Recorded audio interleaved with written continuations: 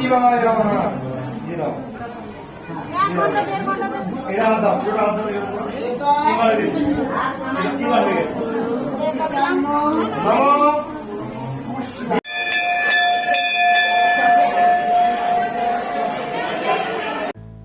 Hello guys, welcome back to my channel. Puja ইয়াস চ্যানেলে তোমাদের জানাই অনেক স্বাগত আর অনেক ভালোবাসা।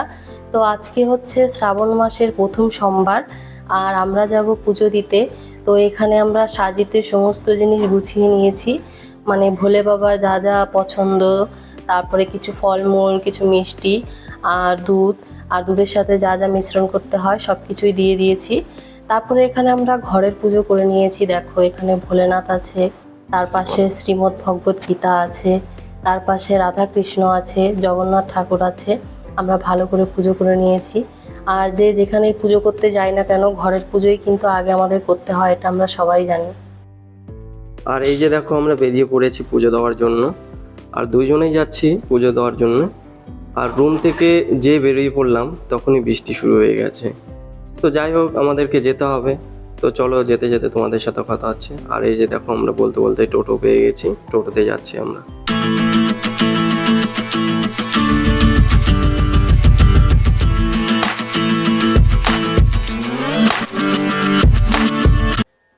আর দুজনে কথা বলতে বলতে দেখো আমরা মন্দিরেও চলে আসলাম। আর এটা হচ্ছে মন্দিরের বাইরের দিকটা, আর ও এখন মন্দিরের ভিতরে প্রবেশ করবে। আর মন্দিরের ভিতরে গিয়ে প্রথমে আমাদেরকে লাইনে দাঁড়াতে হবে। তো লাইনটা কিন্তু অনেক বড়, যত বেলা হবে লাইনটা আরও বাড়তে থাকবে। তো আমরা যদি সকালে আসতাম আরও আগে লাইনটা পেতাম। আর আমরা হচ্ছে মন্দিরে চলে এসেছি। মন্দিরের নাম হচ্ছে মল্লেশ্বর মন্দির। আর এই মল্লেশ্বর মন্দির হচ্ছে তারাপীঠ থেকে প্রায় হচ্ছে 16 কিলোমিটার দূরে। আর আমরা এই মল্লারপুরেই থাকি। আর এই মল্লেশ্বর মন্দিরটি হচ্ছে অনেক প্রাচীনতম মন্দির। তো তোমাদের চলো এই ঘুরিয়ে ঘুরিয়ে দেখিয়ে দিই যে এই মন্দিরটা কতটা পুরনো আর কত লোক এসছে এই মন্দিরে।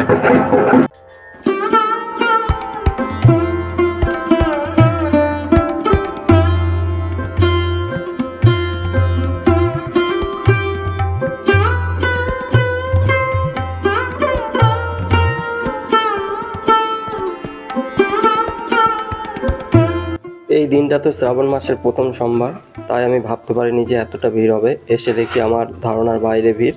তো আমি গত 5 বছর থেকে এখানে শিবরাত্রি করি। তো শিবরাত্রিতে এর থেকেও বেশি ভিড় হয়।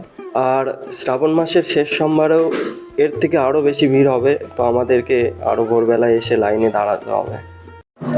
আর মন্দিরের এই দেওয়ালগুলো দেখে তোমরা বুঝতেই পারছো যে কতটা প্রাচীন এই মন্দির। মোটামুটি 500 বছর পুরনো এই মন্দির। আর একসাথে কতগুলো মন্দির আছে দেখো। আর বাবার মেন মন্দির ওই দিকে আছে, তোমাদেরকে দেখিয়ে দেব।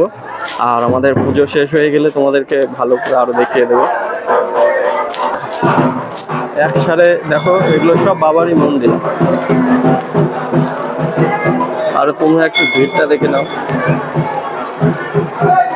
এ কতটা ভিড়।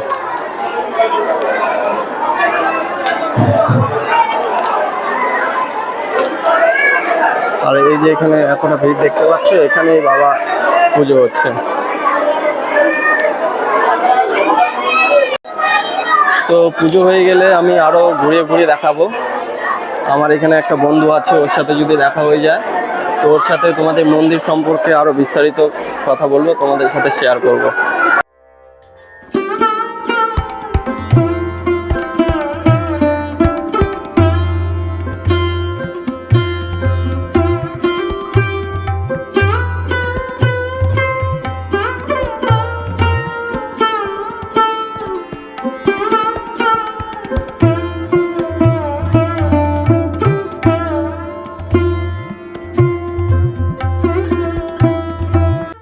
আর লাইনটা দেখেছো কত বড়, বাবার মেন মন্দির থেকে মেন গেট পর্যন্ত এত বড় লাইন।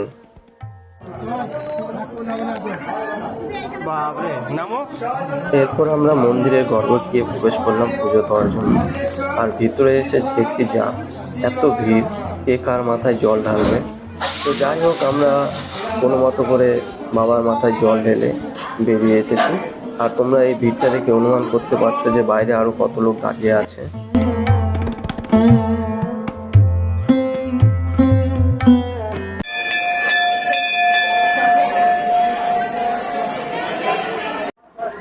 ফাইনালি আমাদের পুজো কমপ্লিট। আর এবার চলো তোমাদেরকে আমি মন্দিরের আশেপাশে এবং মন্দিরের ভিতরে যা কিছু আছে আর মন্দিরটা কত বছরের পুরনো সব কিছু তোমাদেরকে ঘুরিয়ে দেখিয়ে দিই একটু।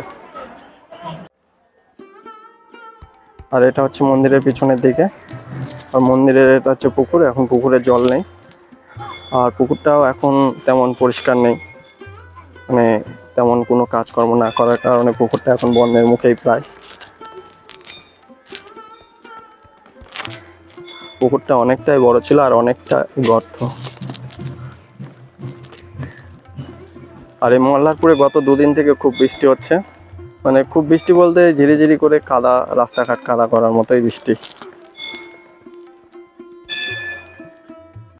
তো আর একবার দেখে নাও তোমরা মন্দিরের আশেপাশে মন্দিরের ভিতরটা।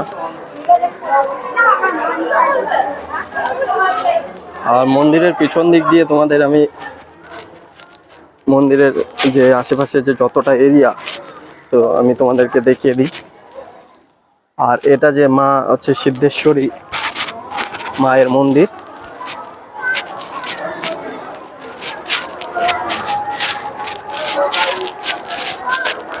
আর এখানে আছে বাবা ভোলেনাথ। আর এখানে যে ব্রহ্মচারী যিনি আছেন তিনি জীবিত অবস্থায় এখানে দেহত্যাগ করেছেন। আর এখানে বাচ্চাগুলো হাসছে দেখে, ভিডিও করা দেখে।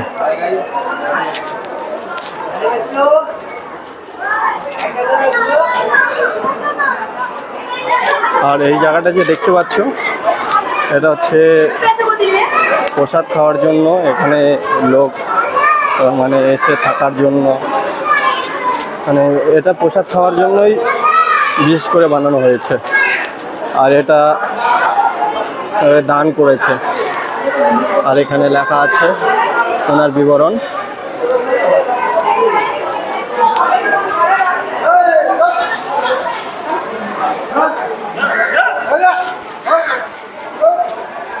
এটা হচ্ছে মন্দিরের পিছন দিকটা, মানে চারিদিক দিয়ে এরকম ছোট ছোট করে মন্দির করা আছে। আর মন্দিরের কারুকার্যটা তোমাদেরকে একটু দেখিয়ে দিই, দেখো কত পুরনো মন্দির, না হলে তোমরা বিশ্বাস করতে পারবে না। আর এদিকটাও আছে।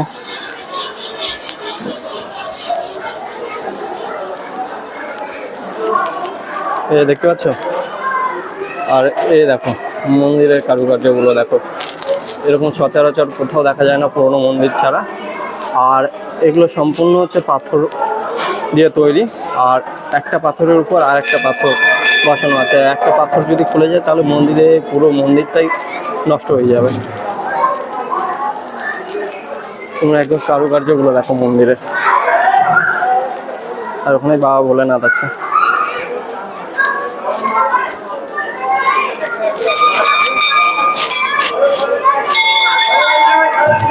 এখন আমরা বাড়ির উদ্দেশ্যে রওনা দিচ্ছি, রুমের উদ্দেশ্যে। আর দেরি করবো না, এখান থেকে গিয়ে আমি আবার অফিসে যাব, হাফ টাইমে অফিস করব। স্যারকে আমি বলেছিলাম ফোন করে।